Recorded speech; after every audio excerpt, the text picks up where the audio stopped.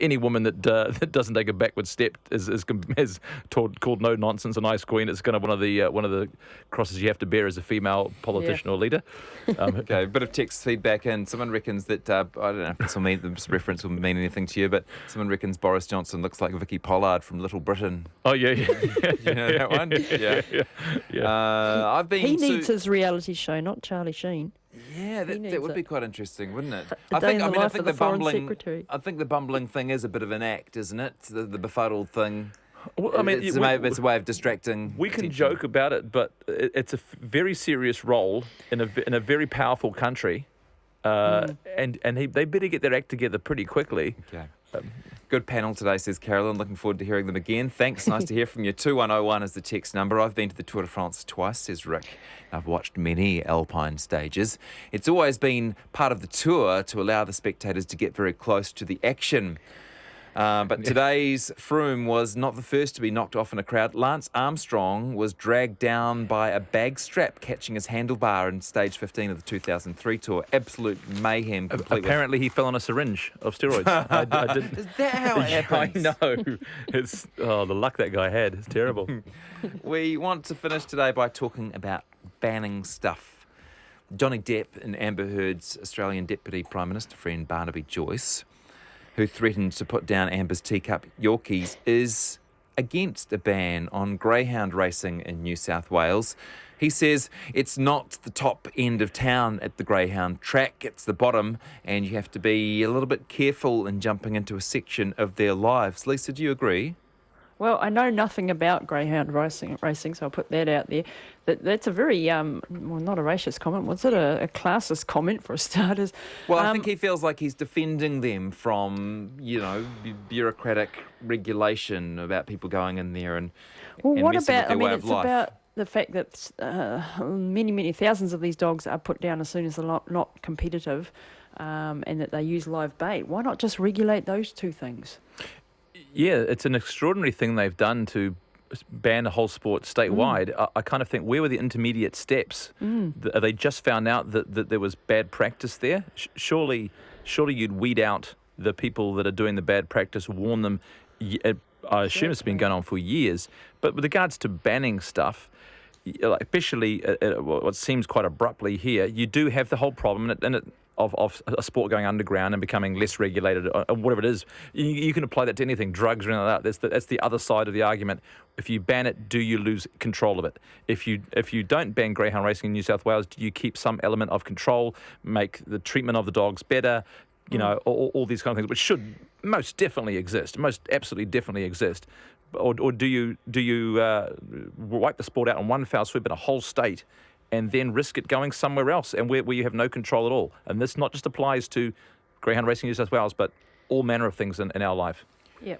Do you agree it'll go underground, that a ban will force it underground, Lisa?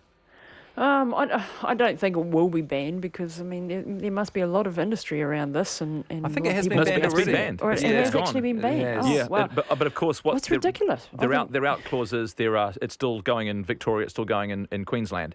So they'll shift there. Probably. So they'll shift there. Yeah. They'll shift there. Well, let me ask you this: races. Can either of you think of any bans which have worked? Any bans that have worked? Cell phones in cars? Not really. I can do. Driving without a seatbelt has worked. The banning of having no seatbelt. Nuclear ships. And and as far as New Zealand's concerned, yeah. And I guess the seatbelt thing is the ban comes with a lot of social education, right? Yeah, and you can't just put the law in place. Exactly right. So where was the intermediate steps for Perhaps this? there were, but we didn't see or hear. Well, maybe. Of them. I didn't have my finger up, but I also work on a sports station. It took everyone there by surprise too. Right. So anything you'd ban if you had the choice, Andy? If I made you Prime Minister for the day or dictator for the day? Oh, yeah. Wait, it's even got enough time, my friend. We've only got 20 seconds. All right. You'd be in trouble for a start right there. Andrew Clay, nice to have you in. Thanks, mate. Pleasure. Lisa Tumley, Thanks, great Jesse. to chat to you Thanks, as well. Andrew. Hey, good Cheers. luck. Cheers, Lisa.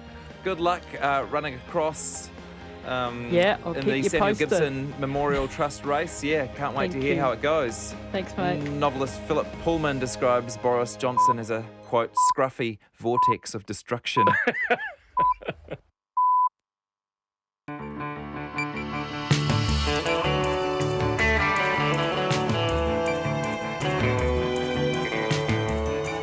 Kia ora everyone, ko John Campbell aho. Haere mai, welcome to Checkpoint on RNZ National. Tau te maira I hoa mā, he kōrero kei te haere, he kaupapa kei te kara whiua. Tonight on Checkpoint, Nice, mass murder in which the weapon was a truck. We speak to people who were there. And as Friday morning begins there, it's just gone 7 a.m, we'll cross live for the latest. Also tonight, the Kirsty Bentley inquest, our reporter was there. 38 dead, albatross, and in sport, the final round of rugby super competition gets underway. All of that and more in a very busy Checkpoint. But first, here's Katrina Batten with RNZ News. Kia ora, bonjour, good evening. President Francois Hollande says all of France is under threat from terrorist fanatics after an attacker rammed a truck into a crowd in Nice, killing at least 80 people. The truck careened up to 2 kilometres along the famed Promenade des Anglais, which was packed with revellers who'd been watching Bastille Day fireworks. The truck driver was shot dead at the scene and witnesses heard gunfire. French media say counter-terrorism investigators have taken over at the scene. It comes 8 months after gunmen killed 130 people in attacks in Paris. Witness Colin Shrivastava was in Nice when the attack unfolded. We were basically sitting just in front of the old town in Nice and saw several hundred people running towards us looking panic-stricken. We tried to ask a few of them what was going on and finally got one who said, "You need to go, the police have told us to run." A witness to this morning's attack in Nice. Experts on counter-terrorism say if the perpetrators are revealed as Islamic State, the right-wing parties in France will use that as an opportunity to attack the government over its immigration policy. It's been revealed that the man who was shot by police outside a Rotorua shopping centre yesterday was on electronically monitored bail. Officers used pepper spray and tasered the 35-year-old man 3 times, but say he refused to drop a 4-foot-long slasher and was subsequently shot twice. Carla Penman reports. The Corrections Department has confirmed to RNZ News that the man was on electronically monitored bail, but it won't comment further because the case is under investigation. The man remains in a critical condition in Waikato Hospital. Another man, Nicholas Marshall, was fatally shot by officers during a police raid in Hamilton on Tuesday night. The police say both men appeared to have been high on methamphetamine. The Drug Foundation says the market cannot exist without demand, so there needs to be no such thing as waiting lists for treatment for serious methamphetamine addicts. This is Carla Penman. An economist says the rate of growth in house prices is unsustainable. The Real Estate Institute says the seasonally adjusted national median house price jumped 11% to $500,000 in June compared with a year ago. Some regions hit record high prices, including Auckland, Bay of Plenty, Waikato, Northland and Central Otago. ANZ Bank senior economist Philip Borkin says the rise in prices over recent months has been an annualised rate of 26%, and that cannot be expected to continue. 26% annualised growth is clearly very strong. No one's income is growing at that pace. Rents certainly aren't growing at that pace, so it's just highlighting the stretched affordability and stretched prices relative to fundamentals across the country at the moment. But Mr Borkin says further price gains are likely because demand continues to outstrip supply.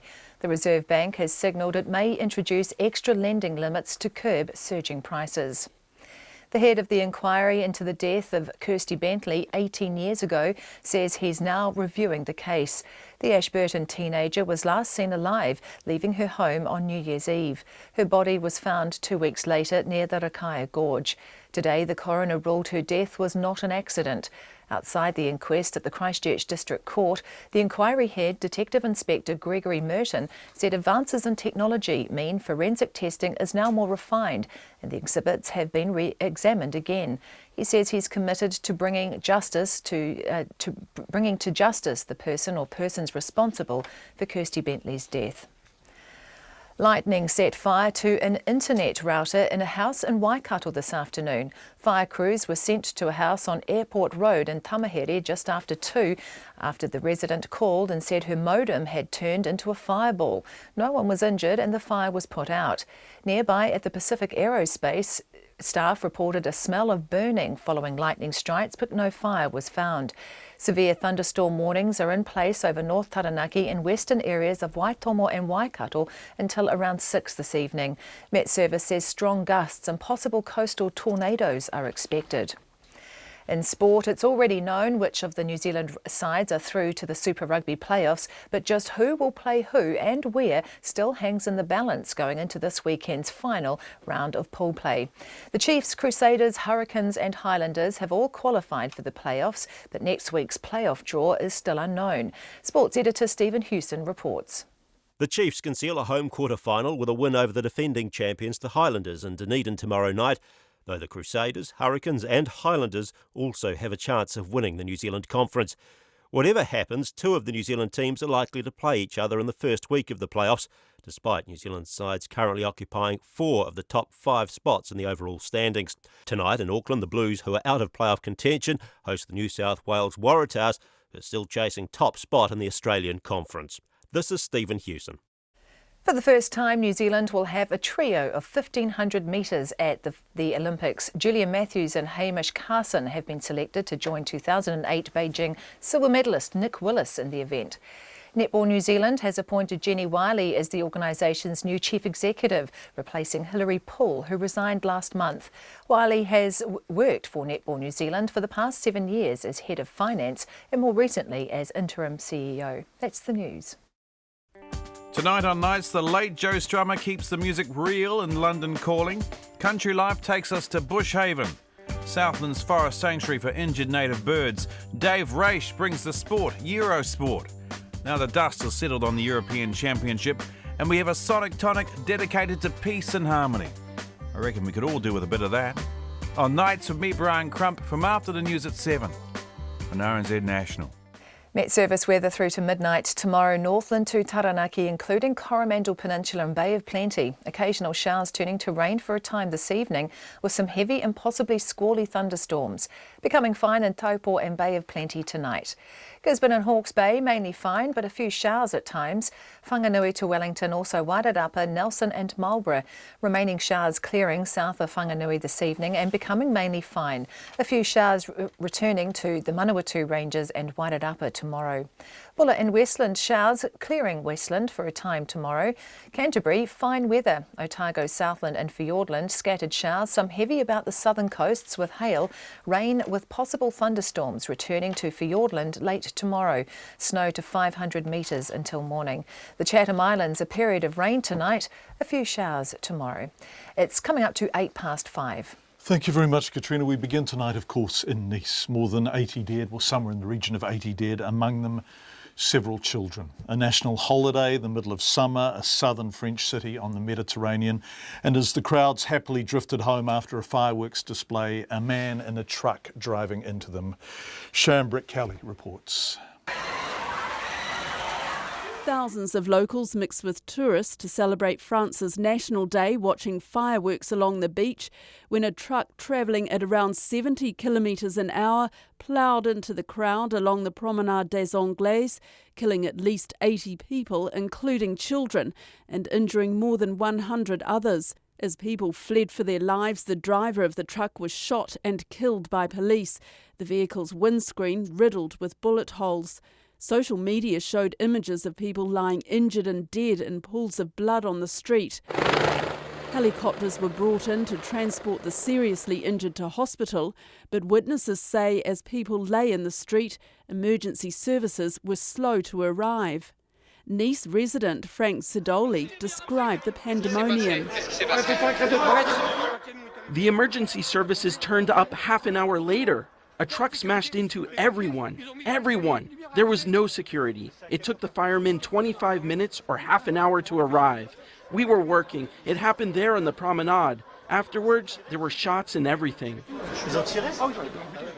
Alban Makoji was watching the fireworks and saw the horror unfold. As you know, this is the Bastille Day. The Bastille Day is the French National Day, and there was maybe more than 40,000 people on by the sea, and they are looking the fireworks.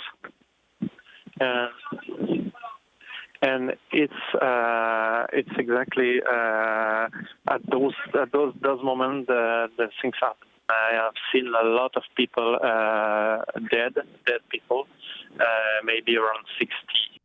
The reason for the crash and the identity of the driver is not immediately known, but the truck was later discovered to be laden with explosives.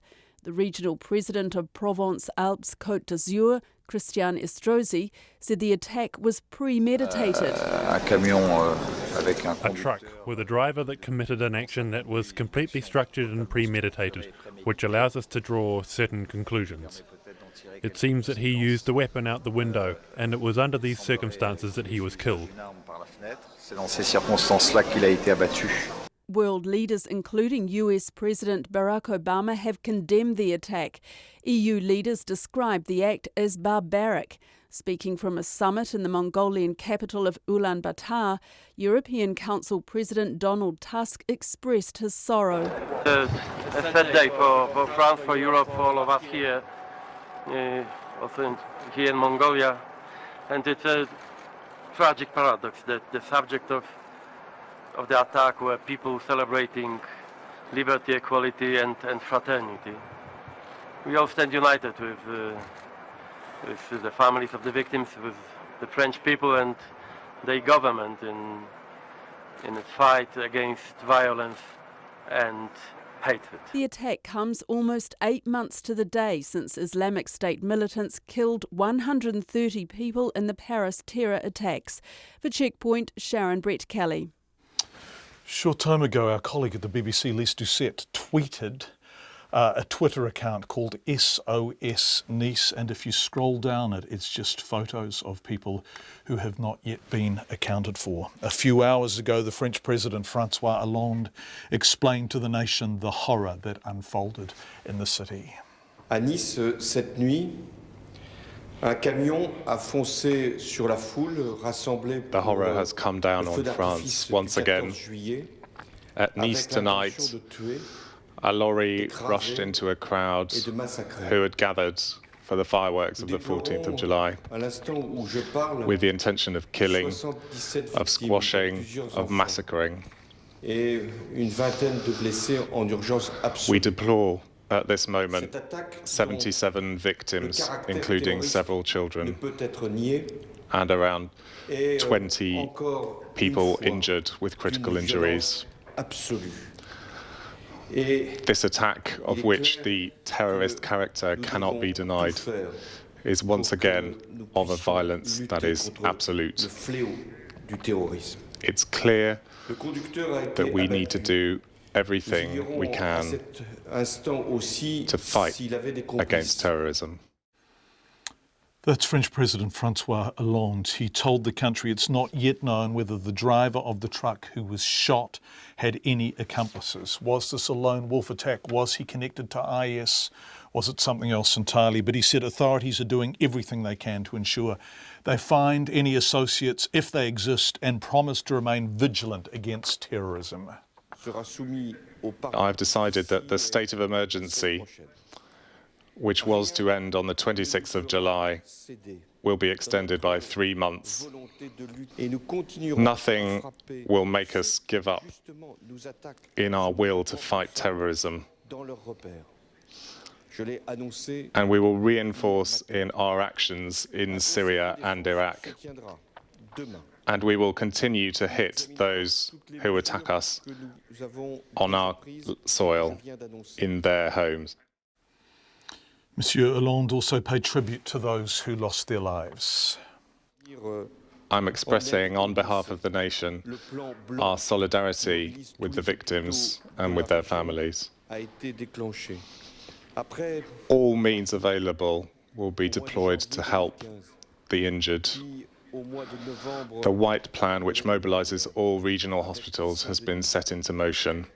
After Paris in January 2015, and then again in November, Nice is now hit. It's all of France which is under the threat of Islamic terrorism. all the fronts. Of course, there was the Charlie Hebdo attacks, the Paris attacks, and now Nice. That was the French President, Francois Hollande. The BBC is reporting he will be touring or visiting the scene in Nice in the next few hours. Grace Ann Morrow, a Texan visiting Nice, posted video pictures of people fleeing the scene that have been used by the BBC, CNN, and indeed news media throughout the world. We spoke to her shortly afterwards, initially unaware of how much the death toll had grown and simply trying to cope with what she'd seen. People were just, it was like this eruption of panicked people pouring out of the narrow streets, you know, just screaming bloody murder, completely confused, terrified. And I didn't even... and at that point, I had gotten separated from my aunt and uncle, so I didn't know where they had went.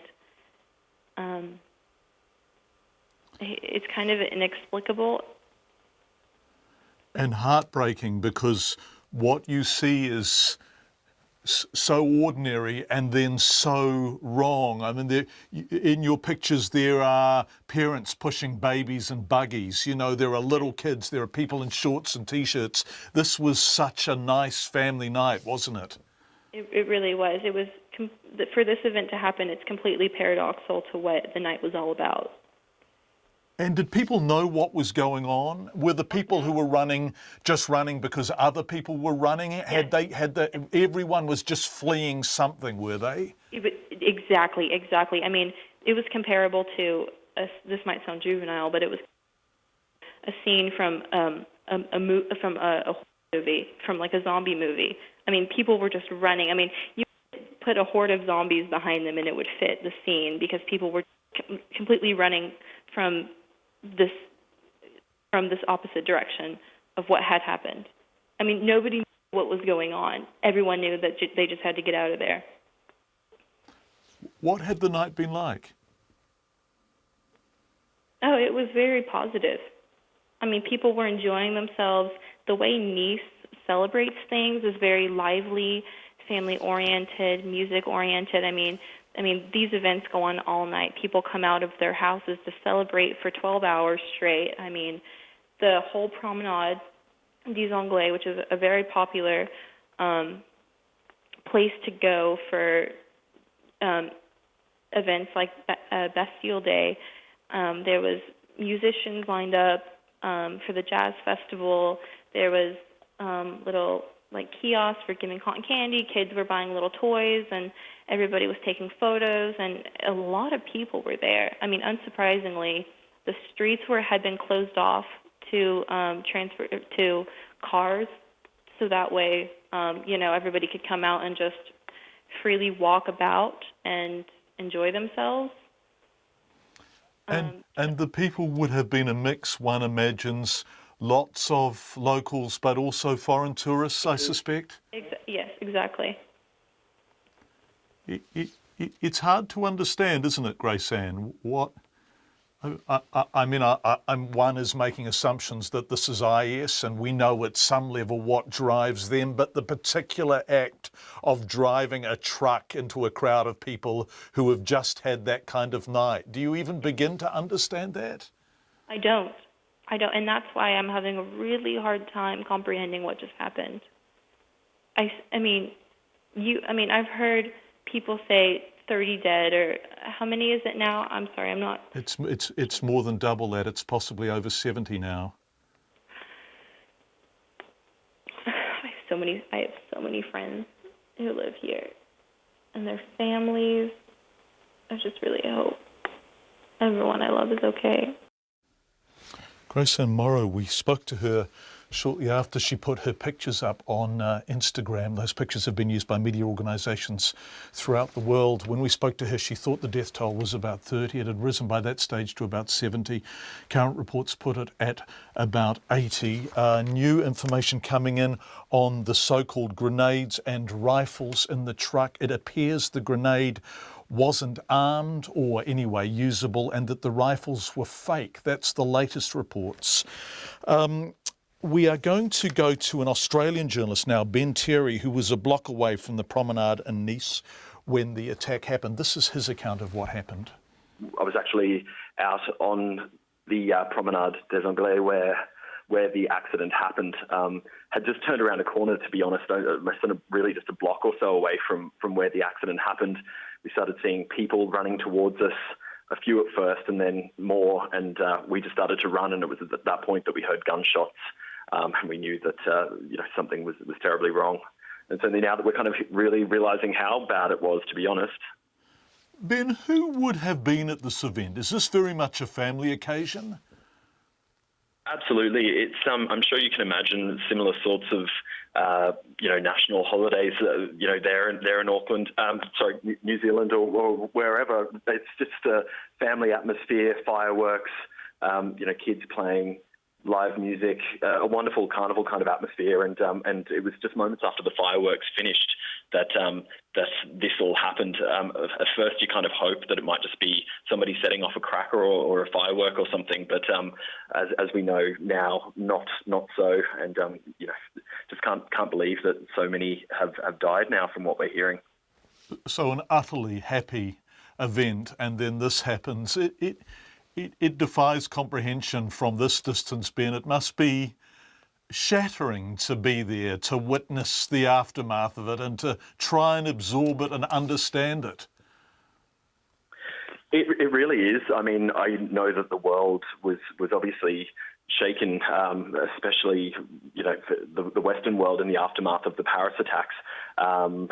It was hard to fathom that something so terrible had happened, and it really does kind of make you a little wary about travelling to France now. But to be honest with you, I kind of thought Nice, it's a fair way away from Paris. It's, a nice kind of resort town. This sort of thing surely can't happen again. But as we know, it has, and I just feel so terribly sorry for the French people. I mean, it was a scary experience for us tonight, but they're out trying to live their lives, and I mean, really stand proud on Bastille Day. Take back their country after such terrible events that we witnessed in the Paris terrorist attacks, and to be hit again, in such a terrible way after such a short amount of time, it's just heartbreaking for them. To Australian journalist Ben Terry, we spoke to him in the aftermath of the attacks this morning. It's 5:22 on Checkpoint, which means it's 7:22 in Nice. As dawn breaks on the Promenade des Anglais, many relatives of the missing are still searching for their loved ones, says the Guardian newspaper, with a very moving photo of a grief-stricken woman walking along the promenade. We're going to cross there live now to Nancy Eslin, who's a local journalist in Nice, the editor, in fact, of the Riviera, a reporter, having moved there from Canada 15 years ago. Nancy, we so appreciate you joining us, and we're so sorry about what's happened to your city. What is happening there this morning? What's going on? Hi. It's really difficult. As a journalist, we're supposed to be sort of detached, but it's different when it happens a kilometer away from you. So let me tell you, usually I walk my dog on the promenade, which, to give you an idea of the stretch, if you walk from our promenade, from our city airport to the end of the port, it would be 7 kilometers. So it's a big stretch open. And I walk the dog there every morning, and by 6 o'clock, the prom is full already in the morning. People are running. The beach is full with people swimming. This morning, there's nothing.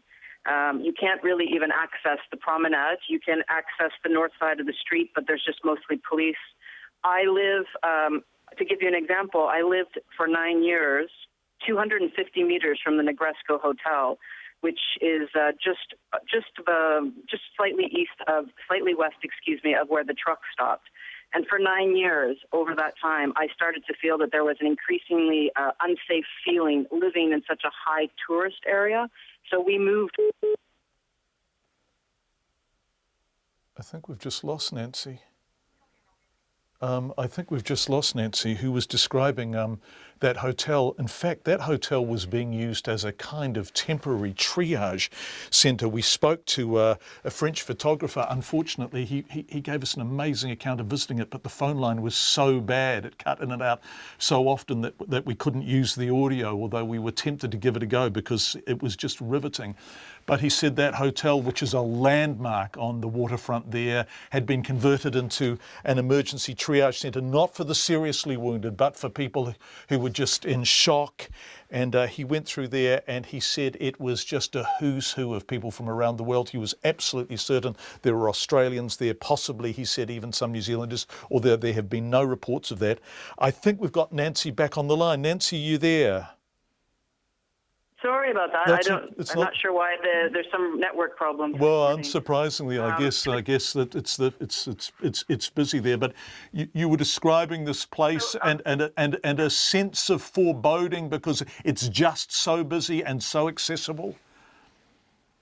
Well, if you look at just some of the past attacks on open tourist beaches, and there's not enough police security that, is making people feel that there is a sense of presence on the promenade. So this morning I walk out, there's not a soul around, which is just uncommon and impossible for this time of year. I walked by the hospital where they're taking many of the small children because it's a children's hospital. I walked by there, and in the closed-in garden as I walked by, there was a nurse weeping this morning. And if I looked to my right on the prom, which I couldn't access because of the police, but the actual promenade, there was 2 covered bodies and the forensic experts. And this is, a lively place. I mean, I was listening to the person just speaking prior, and, you wouldn't think this would happen in Nice. But Nice is a perfect area for this to happen because it's a highly concentrated tourist area. And it's a very diverse area, and it's just most unfortunate. But the problems are that a lot of the reports that initially came out, it just looks like panic. Even when I woke up this morning, I was trying to pinpoint what was going on based on the videos. And it would seem that I just see that the death toll is being reported up to 84 now in the last few minutes. But they're also reporting on French press that a lot of the death isn't necessarily just from the truck, but from the panic and the ensuing chaos of people trying to run away, and the children that lost grip of their parents' hands and were trampled. Oh, so this is it's very difficult at this point to pinpoint, and where the truck stopped, another 500 meters, let's say east, people didn't know what was going on as it happened. They were shoved into the Meridian Hotel. There was about 200 of them at, I think it was around 10:34. And they were there for a few hours. None of them were told what was going on, but nobody was panicking. So these scenes of real panic, I understand that they happen, but I feel like some of the way video is manipulated, the whole city was under siege, and that wasn't the case. It was very isolated and just horrible that somebody could just drive along like that and injure people.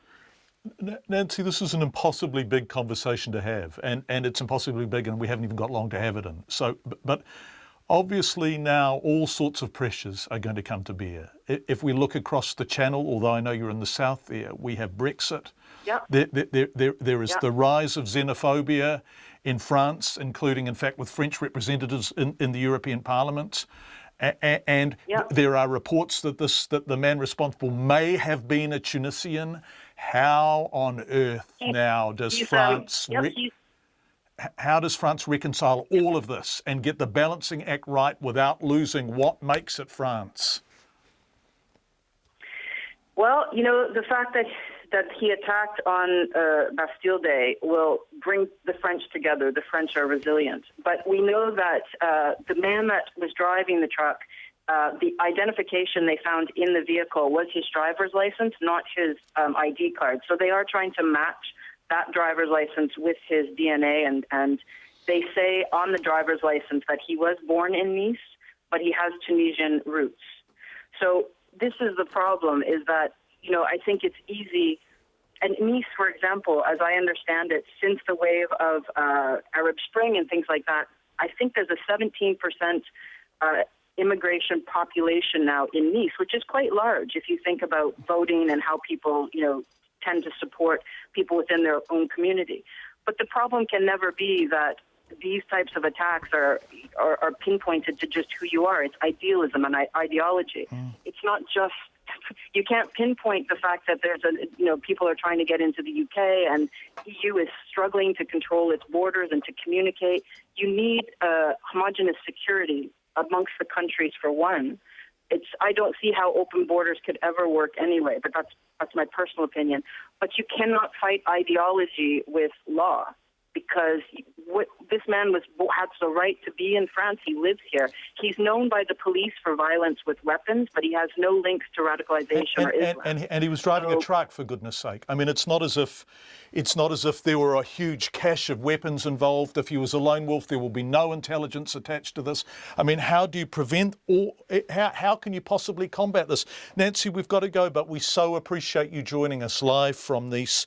Nancy Eslin, who is the editor of the Riviera Reporter, an expat Canadian who's lived in Nice, I think she said, for 15 years. It is 5:30. We will have more from Nice as the program goes on, and we will be crossing there live if there is anything further to update you with and if Francois Hollande arrives there.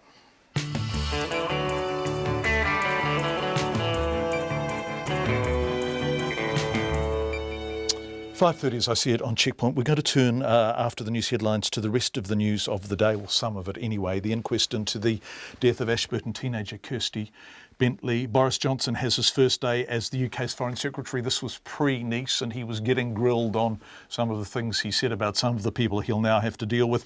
Reaction to calls from an Auckland iwi leader that the old Mount Eden prison could be converted into emergency accommodation for the homeless. And what happened when a Central Otago shearer bore his frustrations on a vending machine when it didn't dispense his chocolate bar. We're just going to escape into the absurdity of that story.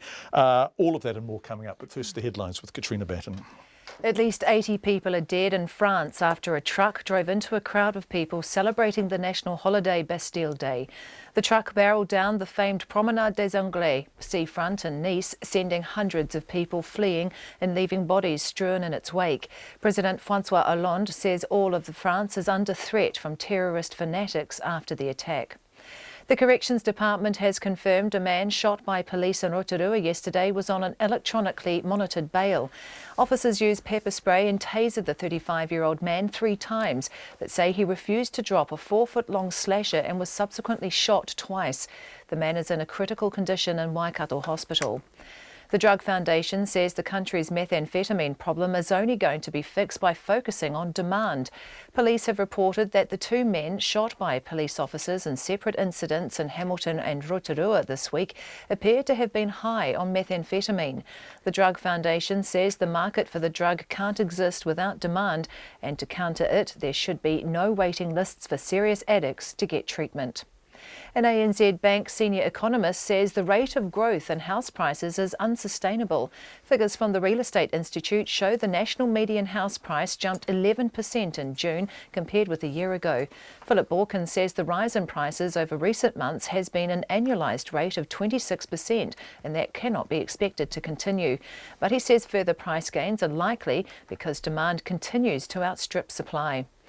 The head of the inquiry into the death of Kirsty Bentley 18 years ago is now reviewing the case.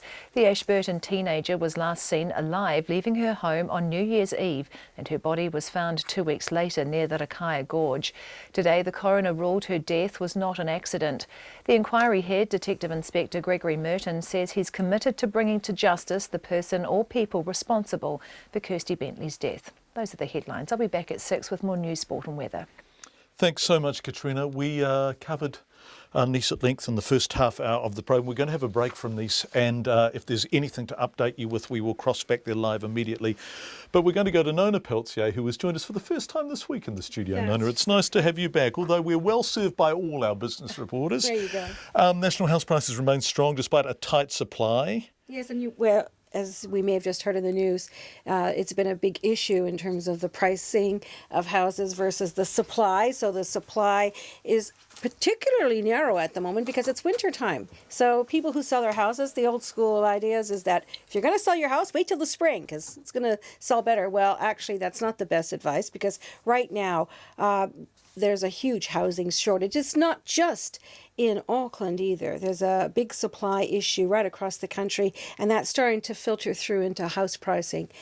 So at some point, people are saying, well, we want to move, but there's really not much on the market to buy.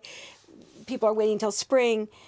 but definitely there's a big supply issue, and that's really a bigger problem in Auckland than it is in a lot of other places where we really need a lot more housing, which is but it is, you're right, and it is important to point out and to remember that the recent figures pointed out that the median in some other centres was now growing faster than Auckland. That's right. It's a wide, and it's, of course, this is the dilemma that the Reserve Bank has, and that's why they've issued a notice. They're going to be talking to the market on Thursday. Of course, they're going to have a bit more... Sorry to cut in there. Was that somewhat unexpected? Absolutely that unexpected. Wasn't a scheduled conversation with the market? No, but there's a reason for it. There's two things that you can think about there. On one hand, they've changed their timetable. So they normally would give a statement to the market every 6 weeks. They changed their timetable, so it was going to be 8 weeks amid quite a lot of activity. I mean, we've had Brexit and you name it. Yeah. Well, actually, all kinds of things are going on, and not least of all what's happened in Nice today. You know, this is an issue that does affect the market. Now, the Reserve Bank has a big dilemma. It's got a problem with house prices rising. At the same time, the New Zealand dollar has been way up the top, and that's a big problem for the Reserve Bank because it keeps inflation down when the dollar is up. So, because things are cheaper, right? Yeah. Okay, well... And also, lest we forget, the Reserve Bank has arranged that it needs to keep inflation It's got to target 2%. Well, we're nowhere near that. Nowhere near it. So what the hell does it do? Just throw a dart at the dartboard? Well, actually, we've got some new data coming out on Monday, so we'll have some new inflation data. We're going to hear from the Reserve Bank on Thursday. Another thing that threw a spanner into the works today was that Mark Carney, who's the governor of the Bank of England, everyone was anticipating that he would cut interest rates, but he didn't do that. No, he's sitting... So anyways, as usual, the markets are all over the place. As usual. As usual. Now, our top 50 index is still really high, but it did finish down 7 points. That's barely a fraction of a percent there, to 7,073. And so, as I said, the New Zealand dollar has lost a little bit more ground today, down about a half a cent or so against the US at 71.5 US cents, a little bit more against the Australian at 93.7 and at 53.3 pence. Nona Peltier, thank you so much. Have a wonderful, peaceful weekend, Nona. And to everyone. 24 to 6, 18 years after her body was discovered in bushes near the Rakaya Gorge, the coroner has ruled the death of Kirsty Bentley was not accidental. An inquest was held today at the Christchurch District Court into the death of the 15-year-old who went missing, as many of you will remember, after taking her dog for a walk along the Ashburton River on New Year's Eve. Conan Young has been at the inquest. Today's inquest happened in a courtroom empty apart from a handful of reporters and court staff. Nobody from Kirsty Bentley's family attended. It was left to the man now in charge of cracking the mystery surrounding her death, Detective Inspector Gregory Merton, to read out the few details the police do have. Her older brother, John, the last person to see her alive, told police she left the house late in the afternoon to take the family dog for a walk. On his arrival home from work that evening, her father, Peter, called the police, and the next day a search by the river turned up one of the few clues in the case. The family dog Abby was located tied to a tree by her lead. This was in an area of bush and foliage just off one of the tracks, near to the river and Kirsty's regular dog walking route. Later that morning, Kirsty's underwear, namely black underpants and a pair of green boxer shorts, were found on top of blackberry bushes in the same walking area. 2 weeks later, on the day before her 16th birthday, Kirsty Bentley's partially buried body was found 60 kilometres away near the Rakaya Gorge. Gregory Merton read out the pathologist's report into the blow to the head that caused her death. I have no doubt that this skull injury would have been accompanied by injuries to underlying brain, which would cause immediate loss of consciousness and be followed rapidly by inevitable death within seconds or minutes, unless urgent supportive medical care were given. It is very highly likely that death would occur within hours or days, even if such medical care were available. The coroner, Peter Ryan, made it clear today's hearing was solely about establishing the cause of her death, not who was responsible for it. In addition, if evidence was led by the police, it is possible that this might possibly compromise the ongoing police investigation. He ruled the teenager's death was not an accident and passed on his condolences to her family. And particularly in the horrific way that Kirsty died. It is particularly unfortunate that the perpetrator or perpetrators have not been brought to justice, and I'm sure this must cause the family great distress. Outside court, Gregory Merton said the reason the coroner had waited this long to hold an inquest was that the case had yet to be solved. He said while the police had discounted most of the 140 so-called persons of interest, the case was very much open and he was continuing to review the evidence. The inquiry head said advances in technology meant forensic testing of the exhibits, which had remained in the hands of the police, was now more refined. The forensic examination was done last year in terms of reviewing the forensic evidence we've got, and as you can appreciate, there's literally thousands and thousands of documents relating to this. So that's all electronic, and I've just been going through those. 18 years after her death, Gregory Merton says he's committed to bringing to justice the person or persons responsible. In Ōtautahi for Checkpoint, ko Conan Young tēnei. Kia ora, Conan. Just a couple of things to update you on. Nancy Eslin was saying before the 5:30 headlines the death toll is now officially 84. There has been confirmation of that. And Julie Bishop, the Australian Foreign Minister, has confirmed 3 Australians are among the injured. It appears they were injured escaping the scene rather than in the event itself, which again Nancy Eslin describes just sheer panic breaking out, as you can understand. Back to New Zealand. The Crown says Vincent Skeen swung a lethal broken beer bottle at Luke Tepini at least 7 times and literally went for the jugular. But Mr. Skeen's lawyer said he swung blindly and delivered a single blow with no intention to kill. Today, the jurors heard closing arguments from the Crown and defence in Mr. Skeen's case, who at 18 denies a charge of murder. Our Auckland court reporter Edward Gay has been covering the trial and he filed this report. The Crown's case is that Vincent Skeen was angry and embarrassed when he was punched to the ground by the promising young rugby league player Luke Tepini during a street fight on Halloween night in 2014. The Crown prosecutor Brian Dickey told the jurors there was evidence Mr. Skeen went behind a parked ute on the side of the road and smashed a beer bottle to fashion a weapon. Getting the better of the situation and having the advantage of a weapon and extended reach by virtue of that weapon, but also a lethal blade, he thrust it, use whatever term you like, stabbed, thrust, swung, roundhoused, the protruding blade, the shard of that weapon deep into Luke Tepini's throat. He said Mr. Skeen swung the lethal weapon at least 7 times.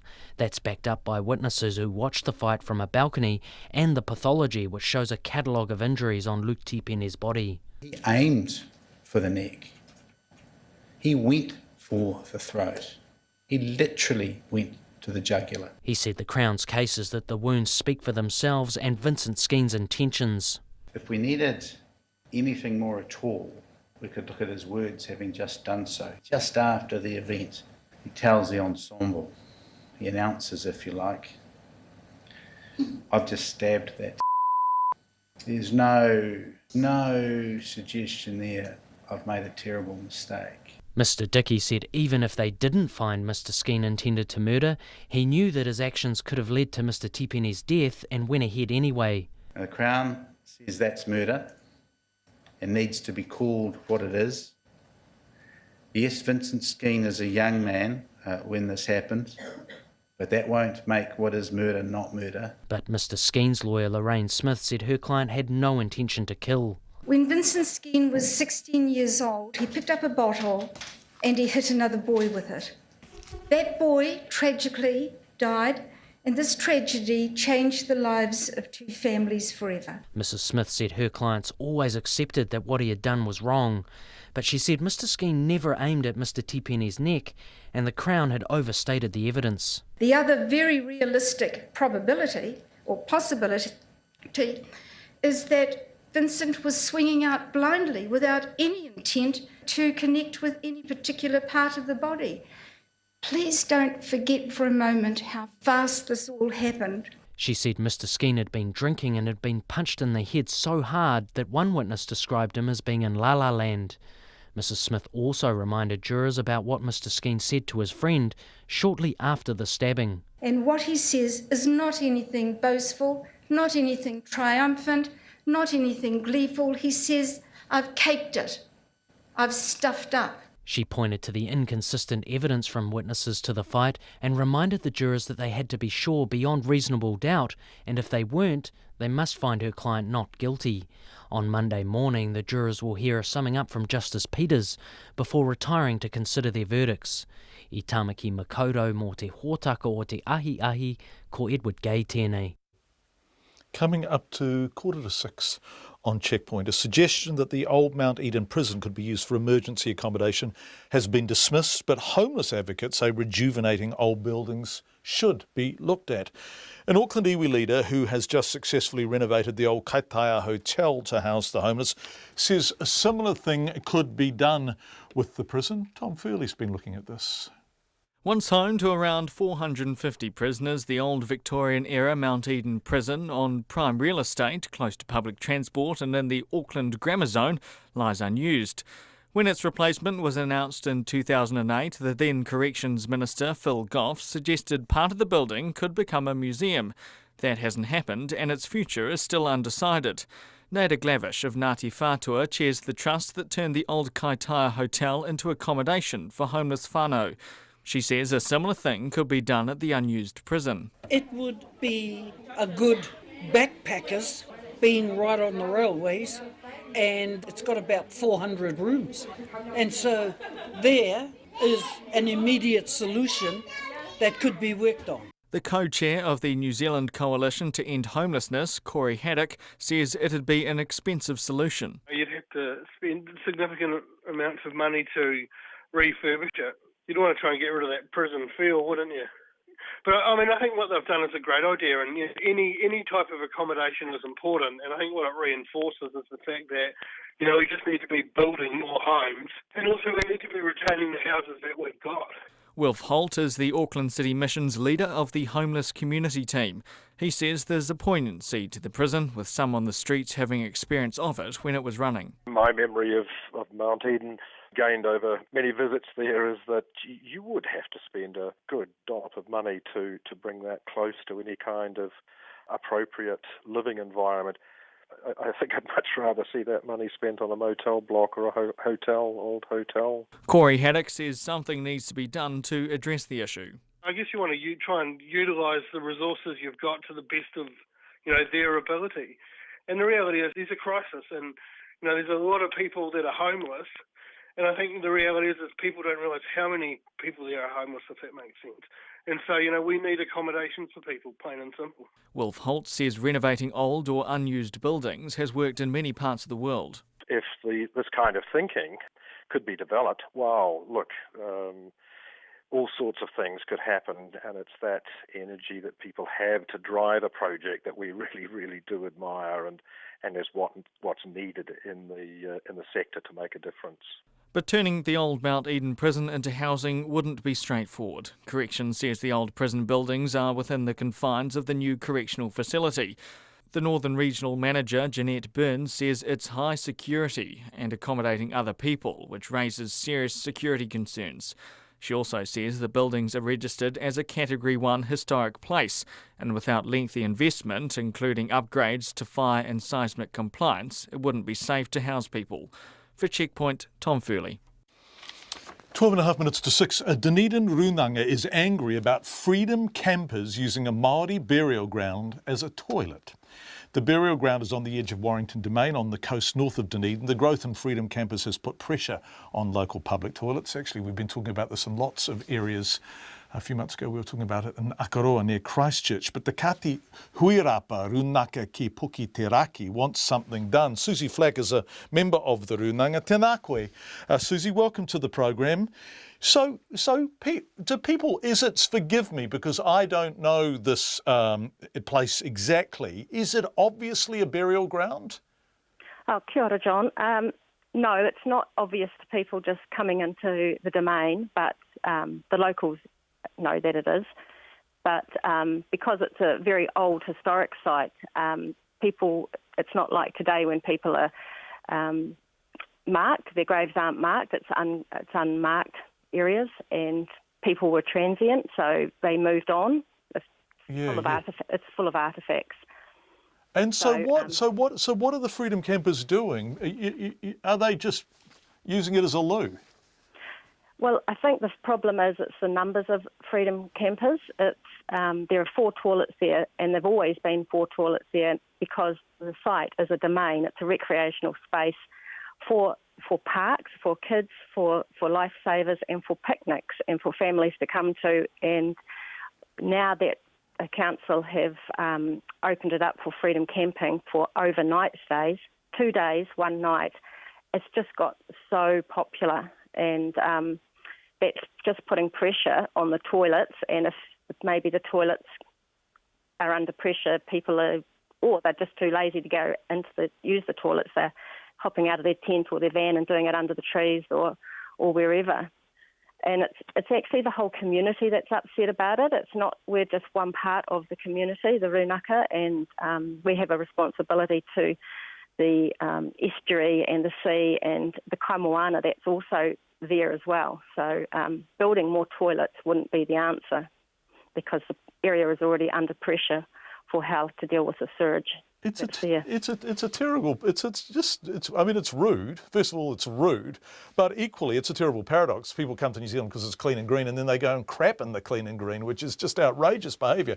But over and above this is a problem throughout the country because freedom camping is so big that actually infrastructure is being pushed everywhere, and local councils who aren't necessarily making that much money out of freedom campers have to start building infrastructure to cope with it, right? Yes. Well, that's one of the issues. I actually was camping there 2 years ago and saw all the problems. I could not believe it. And I actually wrote to the council and sent them photos after my experience. I was so shocked that there is no rubbish collection for the people that are arriving at 6 o'clock every night. The whole place was just filled out with camper vans. And the first thing that they do is open their door, pull out their pack and save bag that's filled with rubbish, and they look for the rubbish bin. The rubbish was just overflowing, and they just added it to the pile. And the other thing they did was got out with their wee electric kettle to make a cup of tea, go to the water.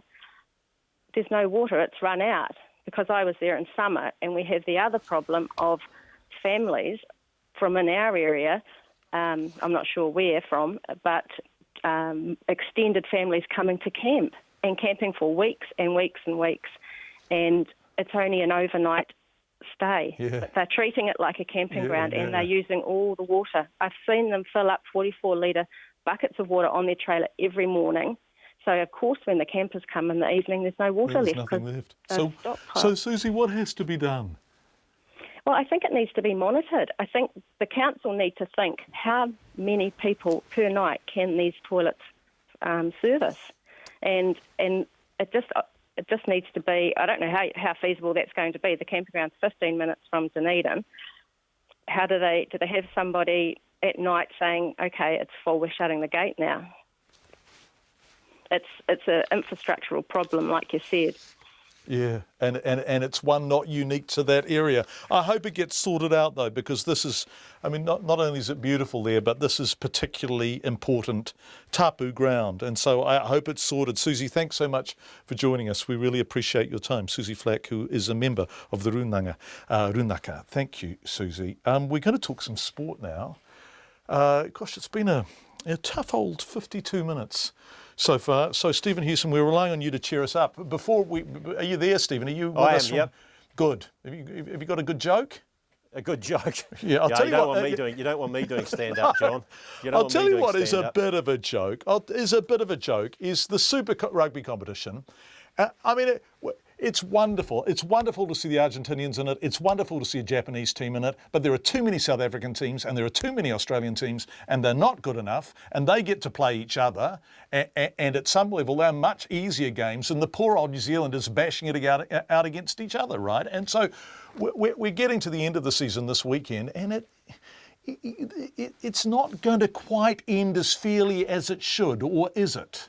Well, possibly not, but everyone knew what was the situation going into it. The plan is the expansion, as you mentioned there, the Argentinian side, the Japanese side. There was always going to be, I suppose, a quid pro quo, and given the strength of the New Zealand teams, that they've got the bum end of the deal, as you said. Yes, they have, but they knew what was coming. I think almost what is the tougher thing for many of the sides is not even so much the format or the playoffs and the way that things are panning out, but rather the fact that the New Zealand teams are playing each other twice and beating each other up, like you said. Because the intensity of those games is just so much more than the other matches. I mean, we've got 4 out of 5 New Zealand teams into the playoffs. I mean, that's got to be good for New Zealand rugby, but yes, there is an issue, and though that's likely to stay the same for 2017 as well. So 4 out of 5. So the teams that are into the playoffs are everyone but the Blues, right? So the Chiefs, the Crusaders, the Hurricanes, the Highlanders,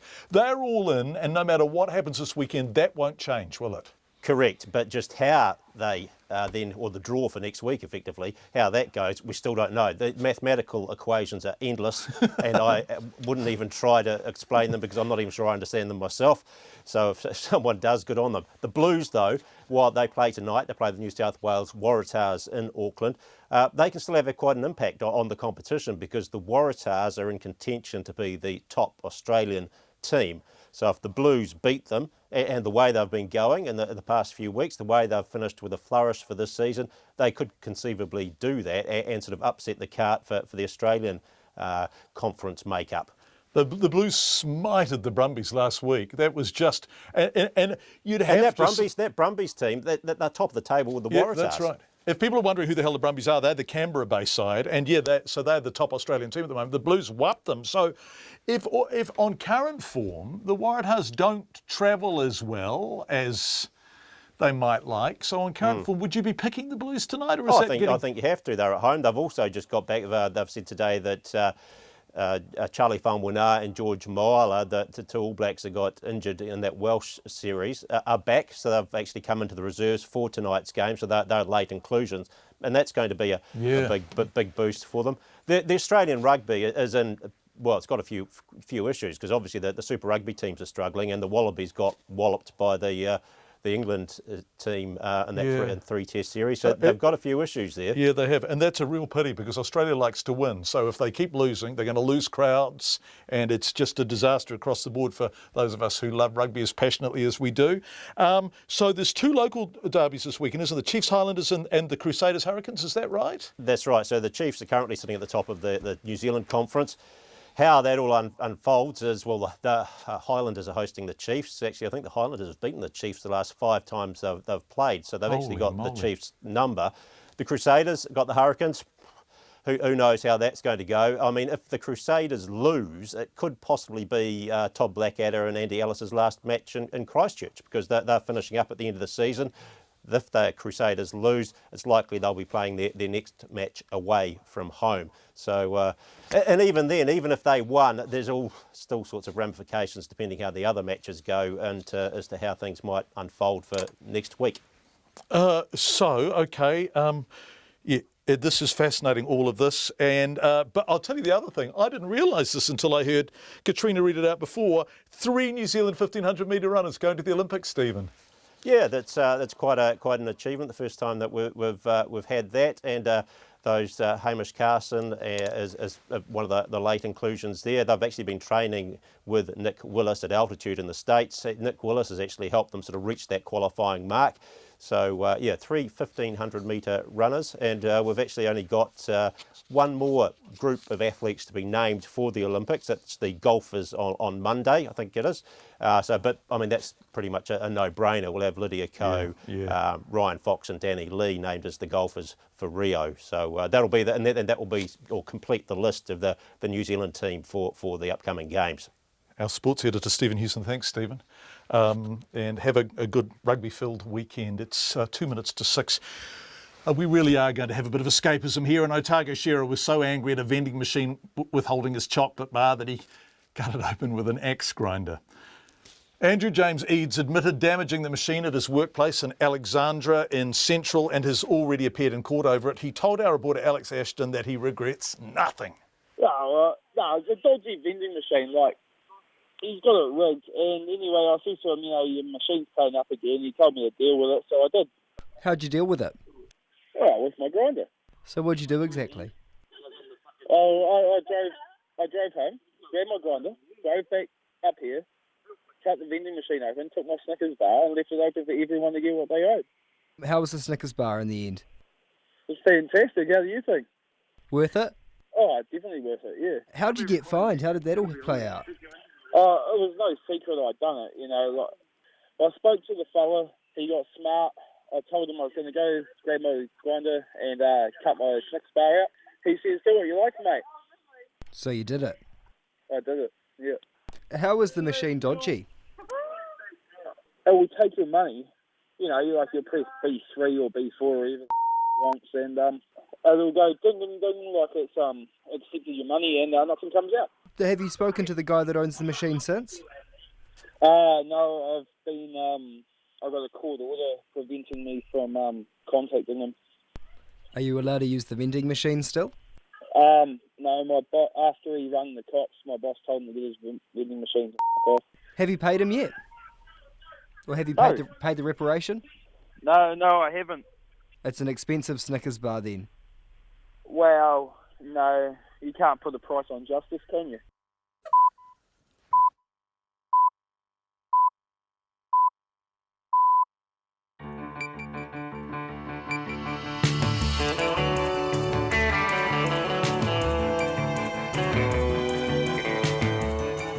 Kia ora everyone, you are with RNZ National Checkpoint. Thank you for being with us at 6 o'clock on Friday night. In the next 30 minutes, terror in Nice, of course, after a truck ploughed into a crowd gathered for a Bastille Day fireworks display. At least 80 people dead. In fact, the official total is 84 now, 100 or so injured. We'll have the latest from France, and we'll hear from New Zealanders there, and we'll speak to a terrorism analyst about what this means and what happens next. What do you do when the weapon is a truck? And the Department of Conservation welcomes the prosecution of a fisherman whose actions allegedly caused the death of 38 albatross. But first, RNZ News with Katrina Batten. Ngā mihi nui, bonjour, good evening. The gunman who killed 84 people when he drove a heavy truck into a crowd in the French city of Nice was a 31-year-old Franco-Tunisian born in Tunisia. The man was not on the watch list of the French intelligence service, but was known to police in connection with common law crimes such as theft and violence, according to a police source. The victims were among people gathered to watch Bastille Day fireworks. A local government official says the driver opened fire on the crowd before police shot him dead. The President of France, François Hollande, has extended the state of emergency in the country that was put in place following the Paris attacks last year. The BBC's Simon Clemerson reports. In an attack like this, all you can do is run. Chaos in France once again. A night of celebration forgotten in an instant. Witnesses spoke of how the vehicle swerved several times, maximising the carnage. Afterwards, it can be seen covered in bullet holes.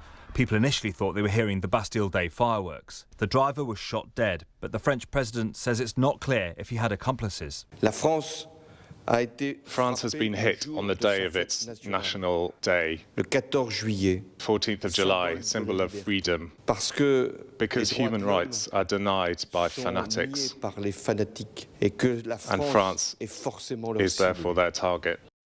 French President François Hollande ending that report from the BBC's Simon Clemerson. Donald Trump has told an American television channel he has not yet made a final decision on a running mate.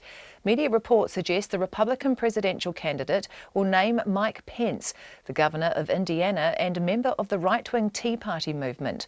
Mr. Trump was due to make an announcement in New York, but he's postponed a news conference following the attack in Nice. It's been revealed that the man who was shot by the police outside a Rotorua shopping centre yesterday was on electronically monitored bail. Officers say they used pepper spray and tasered the 35-year-old man 3 times after he attacked a police car, but he refused to drop his 4-foot-long weapon and was shot. In a statement to RNZ this afternoon, the Corrections Department has confirmed the man was currently on electronically monitored bail. The man remains in a critical condition in Waikato Hospital. An economist says the rate of growth in house prices can't be sustained. Real Estate Institute figures show the rise in prices over recent months has been at an annualised rate of 26%. Our economic correspondent Patrick O'Mara reports. Momentum in the housing market remains strong. The Institute's figures show some regions hit record high prices in June, including Auckland, Bay of Plenty, Waikato, Northland and Central Otago. ANZ senior economist Phil Borkin says annualised rates of 26%, though, cannot be expected to continue, given incomes and rents are growing nowhere near as fast. But he warns a tipping point may still be some time away, as low interest rates and a rising population fuel demand and supply struggles to keep up. The Reserve Bank has signalled it may introduce extra lending limits to curb surging prices. This is Patrick O'Mara. The Crown says Vincent Skeen is guilty of murder despite only being 16 years old when he stabbed another Auckland teenager at least 7 times. Vincent Angene Skeen has denied murdering Luke Tipene during a street fight on Halloween night in 2014. The Crown's case is that Vincent Skeen was angry and embarrassed when he was punched to the ground by Mr. Tipene. He then smashed a beer bottle and used it as a weapon. Mr. Dickey says even if they don't find Mr. Skeen intended to murder, he knew that his actions could have led to Mr. Tipene's death and went ahead anyway. The Crown says that's murder and needs to be called what it is. Yes, Vincent Skeen is a young man when this happened, but that won't make what is murder not murder. On Monday, jury members will hear Justice Peters sum up the case before retiring to consider their verdict. 18 years after her body was discovered in bushes near the Rakaya Gorge, the coroner has ruled the death of Ashburton teenager Kirsty Bentley was not accidental. An inquest was held today at the Christchurch District Court. Conan Young was there. Kirsty Bentley went missing after taking her dog for a walk along the Ashburton River on New Year's Eve 1998. Her body was found 2 weeks later. A pathologist ruled she'd died from a blow to the head, but no one has ever been charged with her murder. Today, the coroner, Peter Ryan, ruled Kirsty's death was not an accident and passed on his condolences to her family for the horrific way in which she died. He said it was unfortunate the person or persons responsible for her death had not been brought to justice.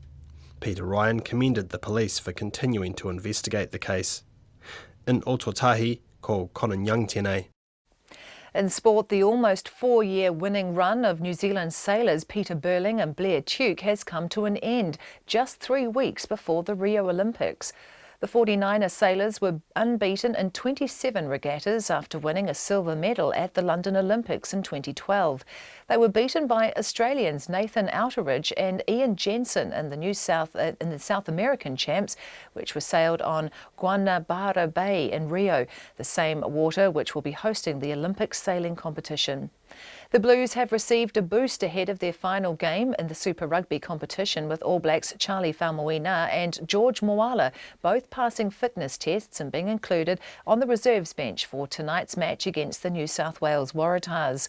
While the Blues are the only New Zealand side not to make the playoffs, they can affect the Australian playoff makeup as the Waratahs are in contention for top spot in the Australian Conference. The American golfer Phil Mickelson was left kicking himself after missing out on the lowest round in major championship history. Mickelson has a 3-shot lead heading into tonight's second round of the Open at Royal Troon after carding a record-equalling first round 63. Mickelson lipped out for the birdie on the final hole, which would have given him a record of 62. It really stings to have a chance. I mean, if I had just hit a weak flail off and, never had a chance and left it short, so be it. But this ball was hunting right in the center and didn't go. It's just heartbreaking. Stephen Alker is the best placed New Zealander. He's tied for 94th at 2 over par, alongside world number 1 Jason Day. That's the news. Tomorrow morning, Damien Bailey has been experimenting high and low on mountaineers and free divers to ascertain the effects of lack of oxygen. Robert McFarlane, who describes himself as a place writer, wants to save the old words which used to describe the nuances of landscape and weather. And camera person Kirsten Johnson has made a memoir out of the offcuts from the remarkable documentary she's worked on. Join me, Kim Hill, tomorrow morning from 8 on RNZ National. Yeah, it's cold in here again. 16.5 degrees. Met surface weather to midnight tomorrow. A jacket. You take your jacket off. There you go. Northland to Taranaki, including Coromandel Peninsula and Bay of Plenty. Occasional showers turning to rain for a time this evening, with some heavy and possibly squally thunderstorms becoming fine in Taupo and Bay of Plenty tonight. Gisborne and Hawke's Bay mainly fine, but a few showers at times. Whanganui to Wellington also whited up in Nelson and Marlborough. Remaining showers clearing south of Whanganui this evening and becoming mainly fine. A few showers returning to Manawatu Ranges and whited upper tomorrow. Buller and Westland, showers clearing Westland for a time tomorrow. Canterbury, fine weather. Otago, Southland and Fiordland, scattered showers, some heavy about the southern coasts with hail. Rain with possible thunderstorms returning to Fiordland late tomorrow. Snow to 500 metres until morning. And the Chatham Islands, a period of rain tonight, a few showers tomorrow. It's 6:09. Thank you very much indeed, Katrina. We're going to go to Nice. 84 is the official death toll now, roughly 100 people injured. Some of them, as we've heard from people we've spoken to early on Checkpoint, were hurt in the rush to get away, the panic. No one really knew what was going on and they just started to run and run and run. We've also heard from Grace Ann Morrow, who was the eyewitness whose footage of what was happening has been provided to news media organisations throughout the world. A sense that there was just complete pandemonium, that really people didn't know where they were going or where they were running from. They just had to get out of there. The ABC's Lexi Metherall has fired a report. It's just come in and it's going to look at what's happened overnight and also the French President Francois Hollande and his reaction to this, the attack. He's described it as monstrous. Let's hear from Lexi. Panic spread along the 7-kilometre long Promenade des Anglais like a chain reaction. You know, there's this huge, hundreds of people running in a certain direction, and you stand there and you think, okay, I didn't hear any loud noises, I didn't hear, any sounds of explosions or anything, but everything is telling me to run. Like my adrenaline is pumping. I just need to run, and you just start running with the crowd. People bolted without even knowing what they were running from. Collins Srivastava spoke to the BBC. We were basically sitting just in front of the Old Town in Nice, and saw several hundred people running towards us, looking panic-stricken.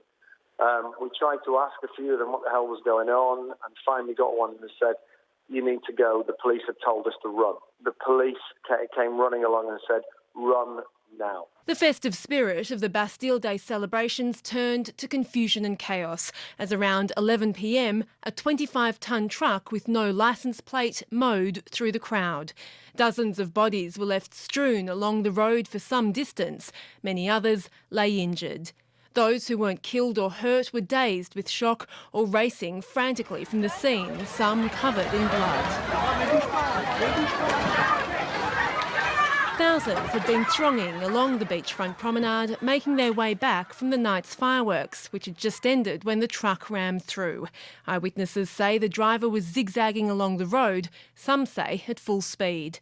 Tony Molina had just returned to his apartment when he was drawn to his window by screams outside.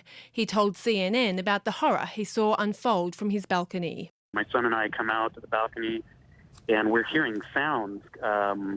And so when we look out across, we see this white panel truck just plowing through people. Even now, I'm looking in front of our area and I see about 10 covered bodies, unfortunately, just in the area in front of us. And then it was just crazy. My first thought was, well, as crazy as it is, it must be a drunk driver, but did not look like that at all. Once my mind made sense of it, he was just plowing through people. You could hear it and see it. Tourist Grace Ann Morrow had watched the fireworks and was in the crowd walking back to her hotel with relatives at the time of the attack. This huge panic erupted from the streets and everybody was running in this general direction away from the Negresco and where the Nice Jazz Festival is being held.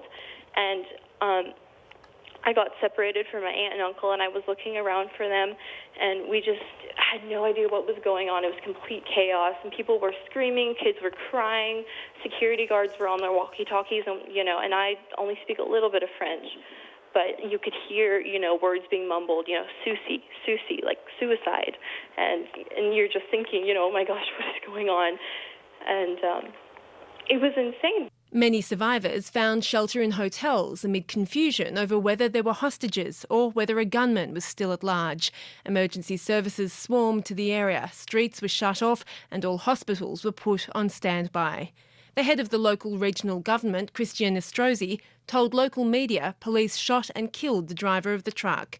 He says the truck was full of arms and grenades. Witness Mads Stark spoke to Al Jazeera. We heard some loud noises a few moments after, which we suspect were the gunshots that we have seen some news footage of.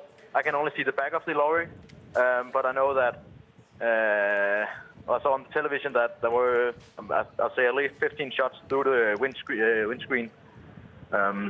So I guess he's shot and dead.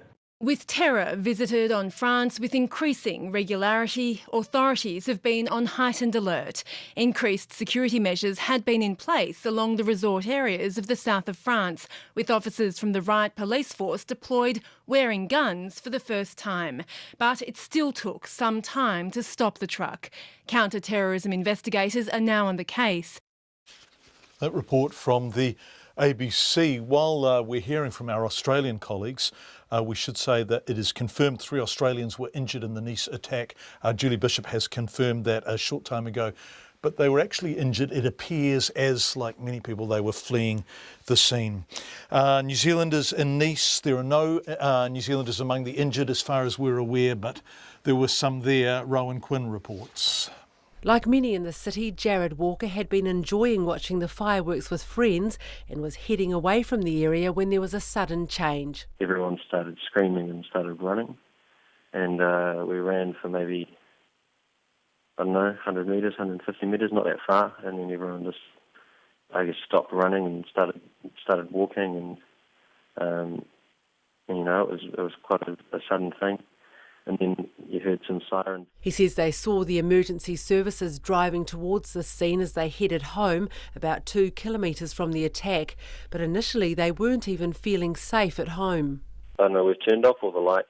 We're not actually that close to the street, but because there was the reports of more gunmen, I don't know if that's confirmed or denied or anything, but we've just turned off all the lights just in case.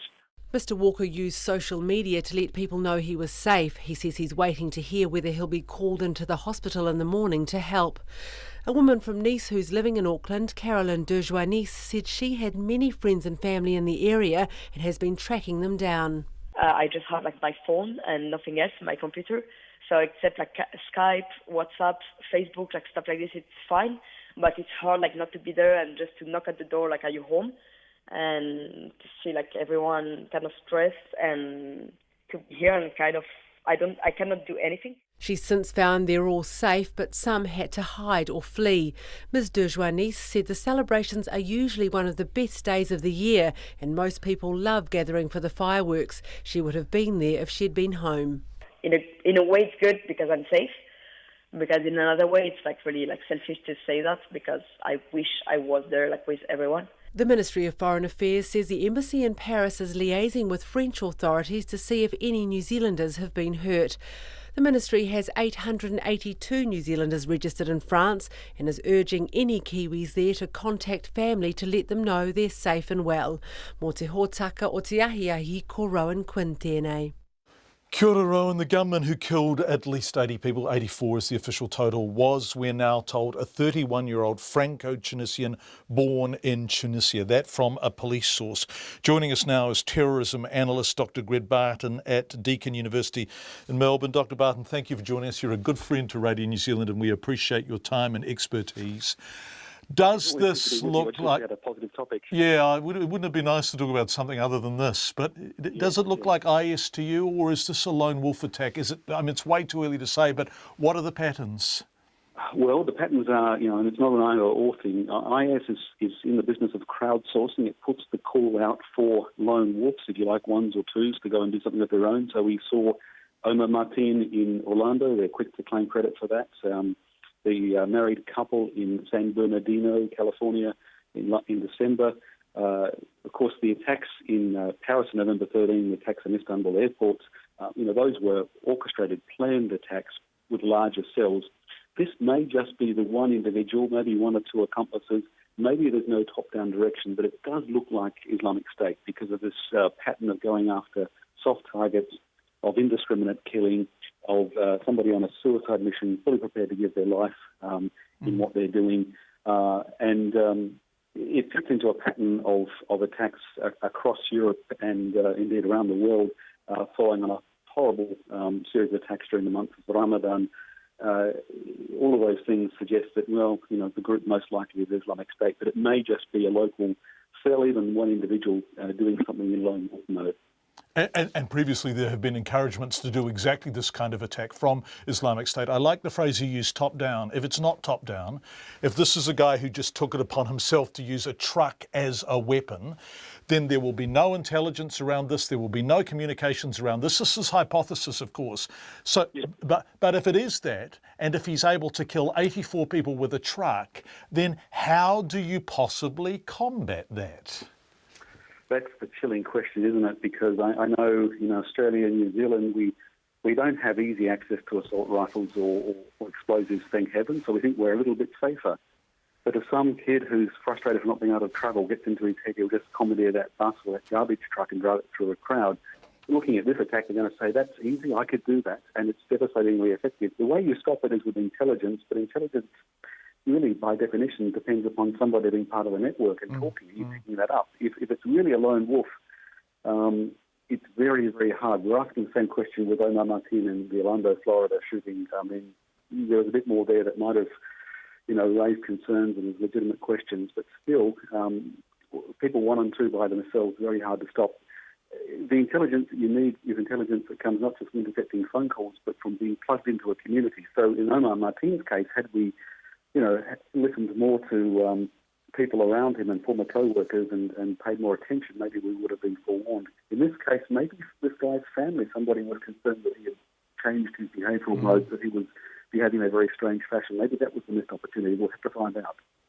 Professor Greg Barton from Deakin University, a terrorism analyst there in Australia. Thank you so much for your time, Greg. As always, it's good to talk to you. We're going to leave these for the evening, unless something further develops there between now and 6:30. It's thought to be bad luck for sailors to kill an albatross, the ancient mariner, of course, and the Department of Conservation is certainly welcoming the prosecution of a fisherman whose actions allegedly caused the death of 38 of them off the west coast in April. The fisherman is accused of failing to use a mandatory device designed to scare the threatened seabirds away from baited hooks while fishing for southern bluefin tuna. Kate Pereira Garcia has been looking at this.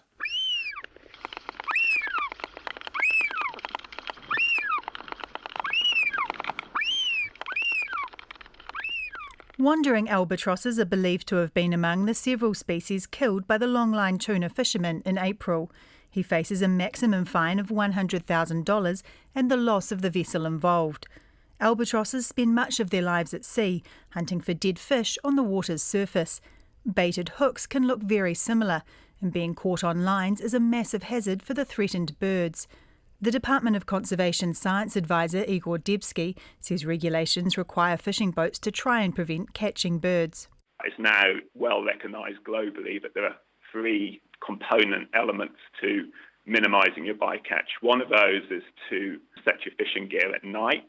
The second is to use what we call a bird scaring line. These are also called Tory lines. And the third element is weighting your line. In this case, a bird scaring line with brightly coloured streamers attached was not used. Dr. Debsky says it's unusual for 38 birds to be killed in one trip. The location and time of the year can affect how many birds are around. In this case, it's quite clear that a lot of those factors have overlapped to give a particularly high capture rate. There certainly hasn't been a trip with this many caught for quite some time.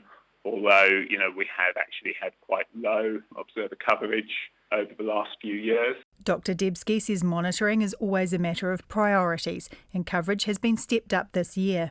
The department's manager of marine species and threats, Ian Angus, says this case shouldn't be seen as indicative of all fishers. We have a program that works to look at bycatch mitigation, exchange information. We have seabird liaison officers that go around. And so I think, from our impression, we've got good engagement with a number of fishers and fishermen in terms of reducing their bycatch, and we've made really good progress in the number of years to dramatically reduce the amount of seabirds being caught, and we're really pleased with that progress. Necropsies are being carried out on the dead birds to identify which species they are. Most are believed to be bulla albatrosses. For Checkpoint, ko Kate Pereira Garcia tēnei. People living on the tiny Pacific atolls of Kiribati are fighting for their very existence. The UN warns if sea level rise continues at the current rate, the islands could be completely submerged this century. More frequent storms and overcrowding are also placing huge demands on the island's already struggling infrastructure.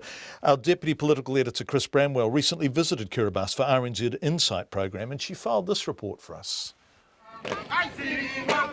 Kiribati and nearby Tuvalu are often held up as the poster children of the fight against climate change. The rising seas are already threatening their way of life, with king tides getting bigger every year, putting them squarely at the forefront of the battle with sea level rise. On Kiribati's main island of Tarawa, the tiny village of Eta has persistent problems with the sea inundating homes. Well, the king tide, like where we stand, when we first came in 1980, it's all dry. No water can come up to this place. But now the whole dry ground is all covered with water during king's tide. And attempts to protect the village regularly fail. But as you can see, it's all broke down. Trying to save our houses now, building these ourselves. Waiting for government to, that's what government has been doing. But they stopped. I don't know, that this was the last government. We're waiting for the new government now. This is the area of the seawall that has been breached. You can just look to the side here and see where it's been broken. And then on the other side here, so this is actually a really big area of seawall that has been breached. Now the water floods in behind me, around, and inundates these houses over here. So again, as I said before, I mean, these villages here on Kiribati are really the ones that are feeling the first-hand effects of climate change as the sea levels rise. People have been moving away from Kiribati's outer islands not only for environmental reasons, but also because they hope to find better prospects on Tarawa. The population density of South Tarawa is a staggering 3,866 people per square kilometre, and when illness sweeps through the villages, it can be deadly. Normally, the community don't have toilets here, so we were choosing this community because they are the ones building their own toilets from the support of Red Cross. The future is uncertain for these tiny atolls, but what is certain is that they must prepare for the changing climate, and they will need help to do that. For Checkpoint, Chris Bramwell. 6:26. It's been a tough old program, lots out of Nice, and that's very sad. So let's end on something pretty. Wellington's waterfront will be lit up by a colourful spectacle of flashing and moving bicycle floats tomorrow night. The local shop Bicycle Junction and a group of artists, the Lucid Dream Bike team, have joined up to present the Bicycle Festival of Lights and Motion. For the past few weeks, the team has been creating the floats that will be paraded along the waterfront and have come up with an array of glowing elephants, blinking jellyfish and flashing globes. Joining us now from their workshop on Clyde Quay Wharf is one of the organisers, Kelvin Aris. Kelvin, welcome to the program. It's nice to have you with us. Good evening, John. Well, great to hear from you. Yeah, nice to talk to you. Tell me, Kelvin, the weather's going to be nice tomorrow evening for this, is it? The weather's going to be glorious tomorrow, and we've called it tonight because it's a little bit on the gusty side, and the weather turned around, and it came from the southwest, and it's just a little bit too unpredictable. Our floats are a little bit fragile. Right, so where's the best place to see them? Do you see them from on high up Mount Vic or Wadestown or something, or do you go down and stand alongside? Where should you go if you're in Wellington and you want to see them? The best place is to go down to the Wellington waterfront tomorrow night at 6:30 p.m. to Waitangi Park, which is at the Oriental Parade end of the waterfront, and near our laboratory on Clyde Quay, and we'll be congregating there at 6:30 tomorrow, and then setting sail at 7 o'clock. And when you say setting sail, you'll be going along the waterfront past Te Papa and then along that way heading north? Yes, we're going to head around past Te Papa and then around to the TSB arena, that end. And okay, so it's a lovely family thing for people to turn out to, and it'll be rather gorgeous. It's beautiful, and it's actually a beautiful night down here tonight. It's just a little bit breezy, but we may even take the some of the floats out for an adventure tonight on the waterfront, and so we've opened the space. People are coming down, and we're starting the celebrations tonight, regardless if we parade. Yeah, we've got some pictures up for people who were listening on the radio. We've got some pictures up, and they're absolutely gorgeous, slightly bonkers, and completely charming at that level. But there's a hell of a lot of work's gone into this, Kelvin. There's been a lot of work, and I'm actually, John, I'm here with some of the core crew, Stephen Templer and Erica Grant and Gerard Crutzen, and we're all. This is Steve. This is John Campbell on the phone. Hey, say hello from me. Please say hello from me. He's saying a big hello. We've been working so hard for a month, and all of the artists and all the people helping out, building these incredible floats, and we've got this incredible community of people who have come out tonight, regardless of the weather, and have started making their own floats. The kids from the Tiaro school holiday program arrived with a giant pineapple on the back of a big tricycle, and everything's lit up, and all of these people are suddenly just turning up down on our little space, and it's really inspiring. So we probably will do something tonight. But if people want to come down this evening who are in Wellington, they're more than welcome to pay us a visit. Right, Kelvin, but we've got about 20 seconds. So tomorrow night, 6:30, Waitangi Park, heading past Te Papa, right? Is that when you start, 6:30? 6:30. Brilliant. 6:30, Waitangi Park. Yeah, thanks, Kelvin. Lovely to talk to you. And the floats we saw were gorgeous. It'll be magic to be there. Thank you. What a nice way to end what's been a tough old day for the planet, really. Thank you, everyone, for being with us. We'll be back on Monday. Have a great weekend. RNZ News headlines at 6:30. At least 84 people have been killed in the French city of Nice after a truck was driven through crowds watching Bastille Day fireworks. It's been revealed that a man shot by police in Rotorua yesterday was on electronically monitored bail. An economist says recent growth in house prices has been at an annualised rate of 26% and cannot be sustained. The Corrections Department has rejected the idea that Mount Eden Prison could be renovated to provide accommodation for the homeless. Our next news and weather is at 7. Country Life this week meets a couple caring for injured Kereru and Tui. Deer farming pioneer Colin Cox finally sees his previously illegal activities become legal, and an English vet is helping village farmers in India with livestock. Every day we would go and we would say to them, you need to provide these animals with drinking water. And the herders would just laugh at us.